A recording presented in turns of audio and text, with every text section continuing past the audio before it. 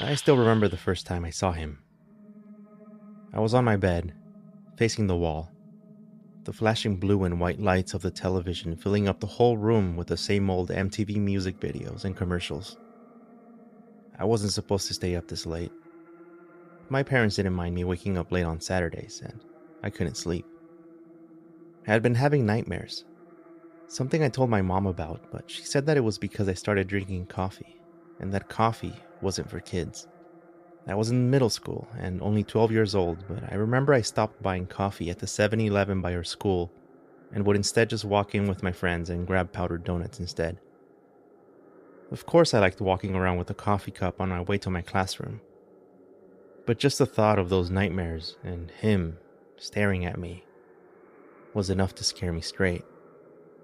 I was willing to try anything, but this night would be no different. I was getting sleepy and I had to turn around to find the remote control lost somewhere between my bed sheets. At first, I moved my legs around, and then my arms, feeling for it until I felt the cold, hard plastic on the back of my hand, followed by the soft thud of it hitting the carpet. Just my luck. I made a deal with myself to not look toward the doorway or even the television. I would just crawl toward the edge of the bed, stretch out my arm, pick up the remote, and bring it with me. I was so scared of seeing something move around in the darkness of my room that I wasn't even feeling tired anymore. I would just hold on to the control until the sleepiness came back. After a while of silently talking to myself, attempting to argue with the voice in my head on how there was nothing to be afraid of, I moved through the bed under the covers and toward the edge. A song by Linkin Park was playing, the same one they played every night. As I stretched my arm out, I felt the cold surface of the remote, though it seemed wider than usual. I tried to pick it up, but it was stuck. I stretched my hand as I felt the rounded surface, the tips of my fingers barely touching the edges of it. It wouldn't budge off the floor. I shook my head away from the blanket quickly. Between the television and right by the edge of my bed was a man, my hand on his left shoe. I backed away so fast that I bumped my head against the drywall of the other side of my bed, making a knock that must have been heard through the whole house. I could see the silhouette of an old man hunched over the bed, his dead eyes never blinking, his cold stare disappearing with the rhythm of the television light. I tried to scream, but nothing came out. I cried, out of breath, as my jaw rattled in a way I had never experienced before. Helpless and unable to breathe, I tried to shut my eyes and pray that it would all go away. But it was no use. I couldn't move. Just then, I heard Dad's voice in the distance as his shadow cast over me. The lights were on. The sound of the music on the TV was gone, and Mom was standing by the doorway. "Wake up. Wake up." I opened my eyes to that first day when everything changed. True fear isn't something most people experience despite how much they're convinced that they have. I spent that Saturday in my parents' bedroom, occasionally replacing the ice pack that I held on the back of my head. First, they blamed it on the coffee, then on my imagination. I was in 8th grade when Dad took me to a doctor to talk about my sleeping habits. They took scans, made me write down what I ate, and Dad even had to spend the night at the hospital with me for a sleep test that involved me staying in a type of hotel room inside the hospital, with cameras and machines around me. It was a big deal to me, but not in the way that doctors or my parents understood. They were concerned about how badly I was doing in school and lack of concentration, while I just wanted him to go away. It happened so often that I spotted the patterns. He arrived right before I went to sleep, and right after I woke up. He would appear in the middle of the night when I had to go to the bathroom, and I had to make sure I was fully awake for him to disappear. I convinced myself that he wasn't real, that he was still trapped in the world of my nightmares, and for most of my childhood that was true. But now he leaves it whenever he wants. I see him when I drive home at night, standing by the trash cans of my apartment complex. I see him in the nook next to my bookcase by the bathroom. I hear him waddling over to my bed in the middle of the night. I don't always look, but when I do, I see his wrinkled lips wrapping into his teethless mouth as his dark eyes stare at me from across the room. I still see his curious expression turning into anger as he leans over me. It's always the same 10 steps. The first 4 come quickly. 1, 2, 3, 4. Then 2 more. A little slower this time. 5, 6. At the 7th, he speeds up. Wait. Here he is.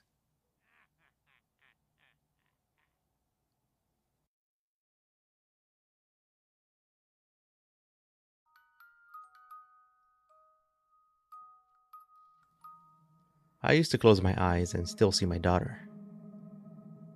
She would come up to me with her outstretched arms asking to be picked up. She had a habit of coming into our bedroom at night, bringing along a toy and playing with it on the mat by my nightstand. It was a good life when my husband was still with us. I would sometimes pretend that we were in a movie and play background music in my head as we played around in the park. Laughter and smiles meant the world to me, and I felt that I needed nothing else in the world. But then came text messages and phone calls late at night to his phone. It wasn't much longer after that before he left the house, and my life started crumbling with a crushing feeling that Kim would grow up without a father. I got a phone call from him, my ex-husband, the day after Kim's accident. Through all of the police reports, the neighbors visiting my house, my family looking at me with those well-meaning but irritating looks that acknowledged my greatest fears were coming to life, I lost it. He was distressed as well, and we agreed to meet by the coffee shop in the downtown area where we used to go. He got into the passenger seat of my car and sat there in silence. Our daughter was gone. We both cried, unsure of what an apology would do for both of us, and too afraid to find out. 10 long years in this empty house, and the friendly lady who comes to help me with the housekeeping can tell you that the only thing that has changed are the bags under my eyes and the 50 pounds I have gained. She recently started asking me about Kim, and I told her how badly I felt about losing her. Martha became my friend. She started cooking for the both of us at the house, sometimes bringing her own kids to play in my yard.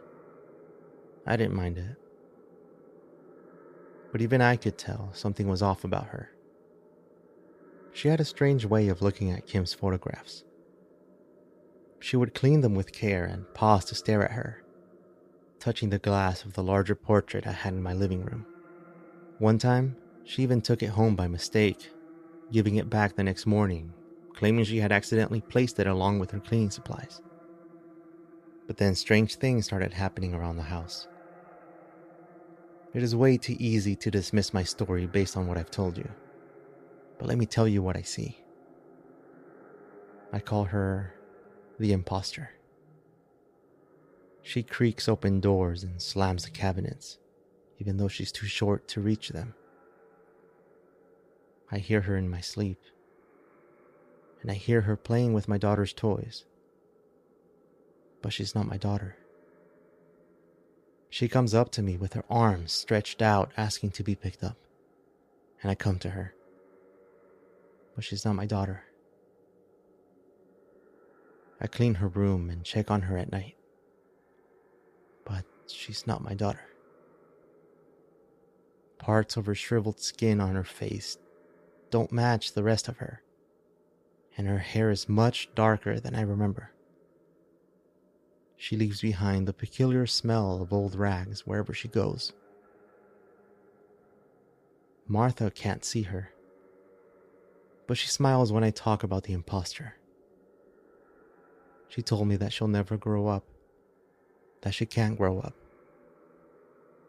and I hope she stays with me forever.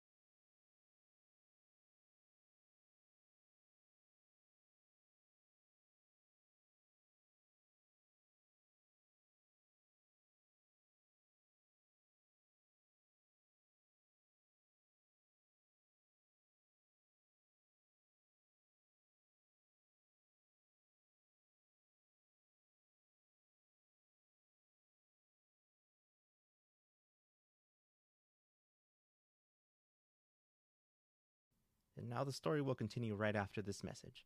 Thank you very much for listening.